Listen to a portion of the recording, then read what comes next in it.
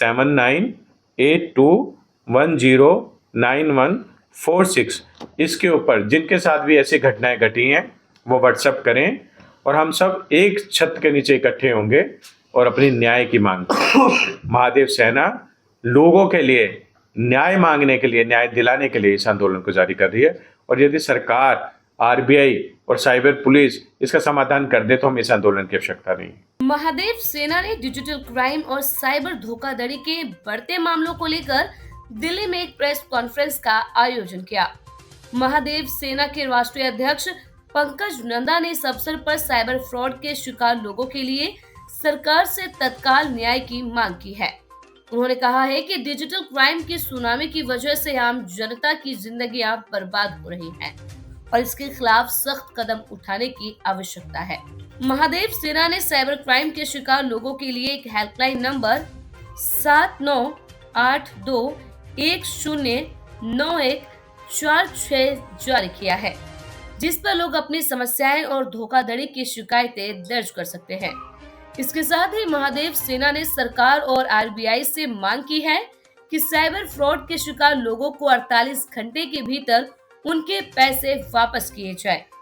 पंकज नंदा ने कहा है कि अगर आरबीआई 48 घंटे के भीतर पीड़ितों का पैसा नहीं लौटा सकता तो सवाल ये उठता है कि लोग बैंक में पैसा क्यों रखें जब उनका पैसा सुरक्षित नहीं है। जो डिजिटल साइबर क्राइम जिससे हर व्यक्ति पीड़ित है, बहुत बड़ी संख्या में, दिल्ली के अंदर, हिंदुस्तान के अंदर, हर राज्य में, उस डाकू की कोई पकड़ नहीं, कोई पहचान नहीं और पीड़ित का कहीं से कोई समाधान नहीं।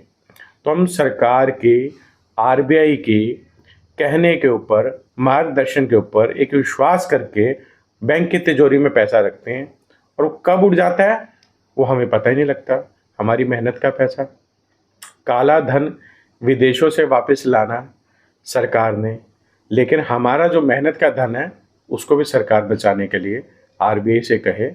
और इतनी अच्छी सरकार आज देश के अंदर है तो हमें भी उम्मीद है उनसे कि कम से कम हम अपने बैंकों के अंदर अपने पैसे को सुरक्षित रख पाए। और जब भी ऐसी घटना घट जाती है तो उसको सुनने वाला कोई नहीं, उसका समाधान कोई नहीं। इसके चलते इस क्राइम का ग्राफ बहुत ऊपर बढ़ता जा रहा है। महादेव सेना ने यह भी कहा कि अगर सरकार और संबंधित विभाग इस मुद्दे पर प्रभावी कदम नहीं उठाते तो महादेव सेना साइबर फ्रॉड के खिलाफ जागरूकता फैलाने के लिए महा आंदोलन करेगी। इस दौरान महादेव सेना ने आरबीआई, टेलीकॉम कंपनियों और पुलिस से कुछ महत्वपूर्ण सवाल भी किए हैं, जिनमें प्रमुख सवाल था कि साइबर अपराधों पर नियंत्रण के लिए क्या ठोस कदम उठाए जा रहे हैं।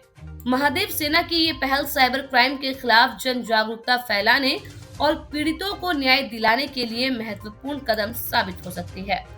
देखिए, ये एक बहुत बड़ा आंदोलन है। लोगों को हो सकता है शिक्षा दी गई हो लेकिन उनको कोई बचाव नहीं दिया गया, सुरक्षा नहीं दी गई। तो आंदोलन हमारा अपना पैसा वापस पाने के लिए और सुरक्षा पाने के लिए, और वो ऐसे ही होगा जैसे देश में आज़ादी पाने के लिए लोग एकजुट हुए थे। क्योंकि एक एक व्यक्ति को, लकड़ी को कोई भी तोड़ देता है। जब गठरी हो जाती है तो ताकत हो जाती है। ना बैंक सुन रहा है, ना पुलिस समाधान दे रही है, ना सरकार उसके ऊपर कुछ समाधान दे रही है। शिक्षा अवश्य दे रही हो, लेकिन अब जो महादेव सेना ने ये आंदोलन शुरू किया है इसमें हम 3 चीजें में रख रहे हैं। एक, आरबीआई से हमारा निवेदन है हमारे पैसे को सुरक्षित करे। जिसका पैसा खाते से जाता है उसका पैसा आरबीआई वापस देने की जिम्मेदारी रखे, क्योंकि हम आरबीआई पे भरोसा करके बैंकों में पैसा दे रहे हैं और वो आगे से जैसे मर्जी रिकवरी करे पुलिस के साथ मिलकर। दूसरी, हमारा निवेदन है पुलिस के साथ कि पुलिस अधिक सक्रिय हो। उन्होंने एक साइबर क्राइम सेल बना दिया, लेकिन जैसे ही कॉल जाती है किसी के साथ घटना घटी वो तुरंत सक्रिय हो जाए। उन पीड़ित के पास कोई पीसीआर आए साइबर से, कोई व्यक्ति आए, उसकी कंप्लेन लिखे और उसके ऊपर बिना वक्त गवाए उसी समय काम शुरू कर दे, ताकि जिस खाते में पैसा गया फ्रॉड का उसका खाता फ्रीज कर दिया जाए। ना कि पीड़ित का फ्रीज कर दो आप। पीड़ित का तो इसलिए करें कि और पैसा ना निकले, उस खाते को तो फ्रीज करें जिसमें पैसा गया है। और कोई बैंक का पुलिस का ऐसा संबंध होना चाहिए कि उस खाते से जो अपराधी है जिसने पैसा ट्रांसफर, वहां से वो पैसा ना निकाल पाए और पुलिस उस पैसे को वापस रिकवर करे बैंक मिल करके, और उस ग्राहक को पैसा वापस किया जाए, चाहे उस पैसे को आरबीआई ले और ग्राहक का पैसा आरबीआई भरे। तीसरा, जितनी सरकारी कंपनियां, प्राइवेट कंपनियों से तो डाटा चोरी हो ही रहा है, ये तो पहले दिन से सब जान रहे हैं, लेकिन सरकारी कंपनियां भी इसका हिस्सा कैसे बन गई? उनके ऊपर तो कोई लगाम लगनी चाहिए, कोई गाइडलाइन होनी चाहिए। BSES के नाम से इनसे फ्रॉड हो गया, इनकम टैक्स के नाम से डेली आ ही रहा है, और आप देख रहे हैं डिजिटल जो आजकल हो रहा है अरेस्ट, वो चल ही रहा है। अरे देश का सारा पैसा आप ले जाएंगे। 10,000 करोड़ का प्रवक्ता जी ने बताया कि क्राइम हो चुका।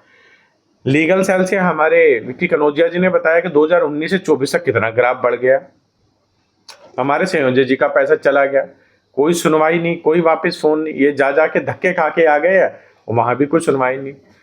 और आपको जैसे हमारे उपाध्यक्ष जी ने बताया, अजय तिवारी जी ने, कि 2033 तक 1 ट्रिलियन, यानी सारा पैसा, इतनी इकोनॉमी तो किसी किसी देश की नहीं है, वो सब ले जाएंगे ठग।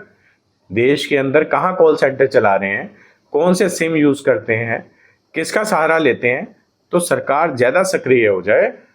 अगर यदि सरकार और पुलिस चाहे तो गली के अंदर से भी एक बच्चे का खिलौना चोरी नहीं हो पाएगा। जनता को पुलिस की सहायता की आवश्यकता है, सरकार की सहायता की आवश्यकता है, आरबीआई की सहायता की आवश्यकता है।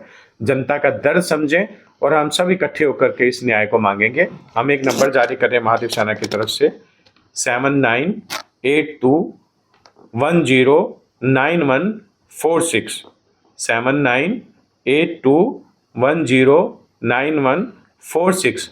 इसके ऊपर जिनके साथ भी ऐसी घटनाएं घटी हैं वो व्हाट्सएप करें, और हम सब एक छत के नीचे इकट्ठे होंगे और अपनी न्याय की मांग करें। महादेव सेना लोगों के लिए न्याय मांगने के लिए, न्याय दिलाने के लिए इस आंदोलन को जारी कर रही है। और यदि सरकार, आरबीआई और साइबर पुलिस इसका समाधान कर दे तो हम इस आंदोलन की आवश्यकता नहीं है।